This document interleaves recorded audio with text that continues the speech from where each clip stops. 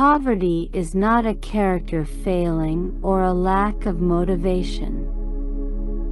Poverty is a shortage of money.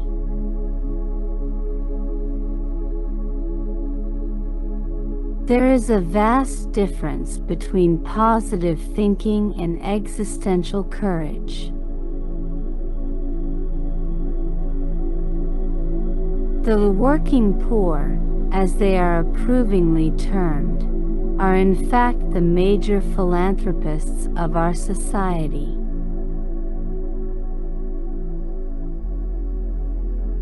If there is no God or no evidence of God, and certainly no evidence of a very morally engaged God, then whatever has to be done by us.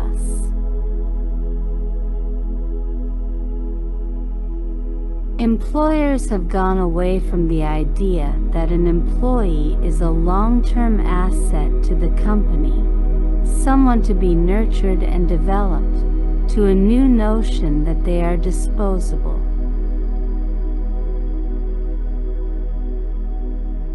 No matter that patriotism is too often the refuge of scoundrels. Dissent, rebellion, and all-around hell-raising remain the true duty of patriots.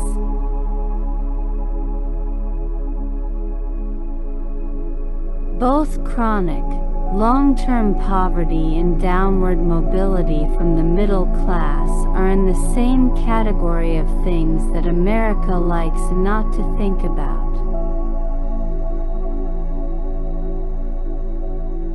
Medical debts are the #1 cause of bankruptcy in America.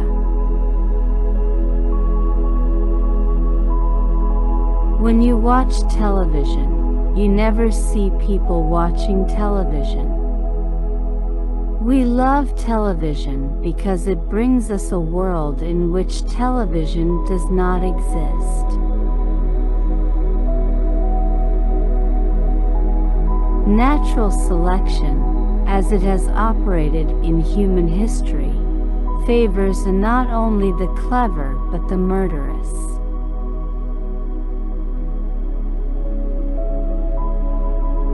Wars produce warlike societies, which in turn make the world more dangerous for other societies, which are thus recruited into being war-prone themselves.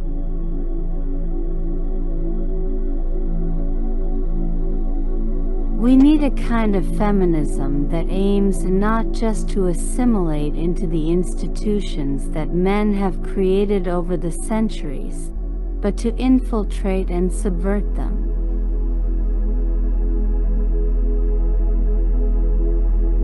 Our space was a home because we loved each other in it. What you don't necessarily realize when you start selling your time by the hour is that what you're really selling is your life.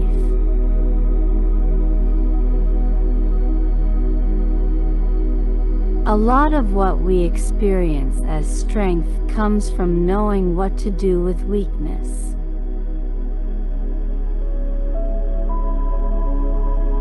Middle-class-led reform movements, from the Progressive Era to the War on Poverty, have been marred by an elitist distance from the would-be beneficiaries of reform.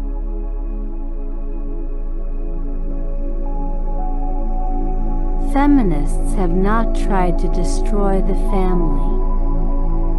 We just thought the family was such a good idea that men might want to get involved in it too.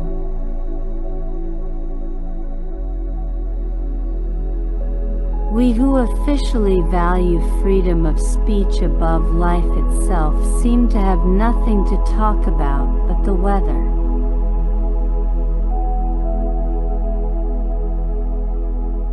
The truth is, many things are worth doing only in the most slovenly, half-hearted fashion possible, and many other things are not worth doing at all.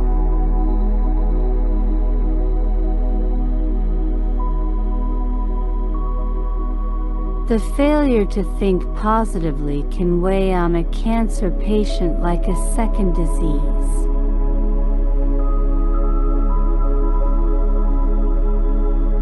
For anyone worn down, the impossible will take a little while as a bracing double cappuccino.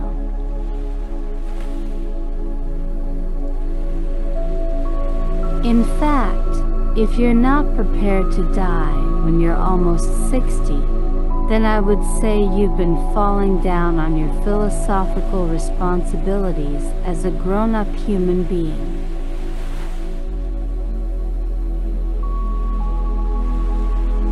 Exercise is the yuppie version of bulimia.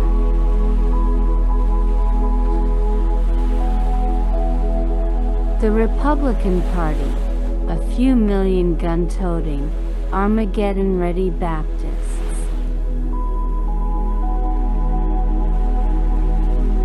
In fact, the idea of a God who is both all-powerful and all-good is a logical impossibility.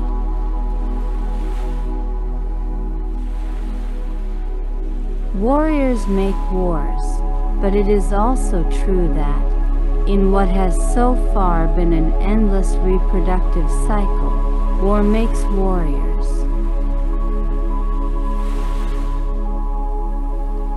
If God cares about our puny species, then disasters prove that He is not all-powerful, and if He is all-powerful, then clearly He doesn't give a damn.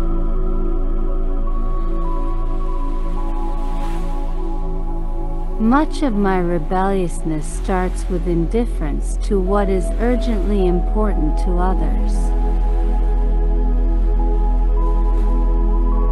Transcendent oneness does not require self-examination, self-help, or self-worth. It requires self-loss.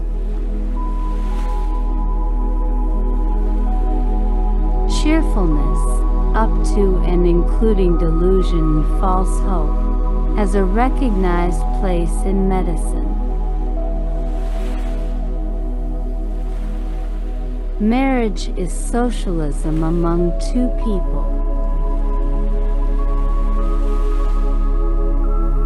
Labor is like motherhood to most of our political leaders, a calling so fine and noble that it would be sullied by talk of vulgar, mundane things like pay. It is the marketplace that calls most clearly for men to be softer, more narcissistic and receptive, and the new man is the result.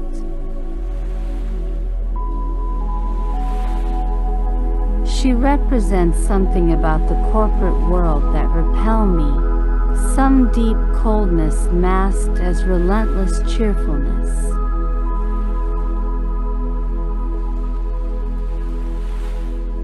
Roman Catholicism, 100 million people bowing down before a flesh-hating, elderly celibate.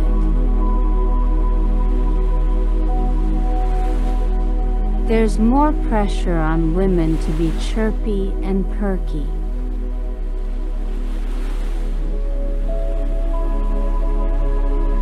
We were not supposed to know anything about our own bodies or to participate in decision-making about our own care.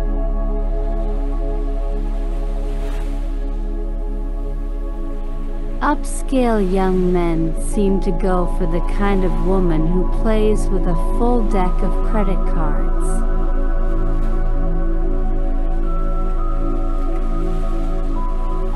That's the really neat thing about Dan Quayle, as you must have realized from the first moment you looked into those lovely blue eyes. Impeachment insurance.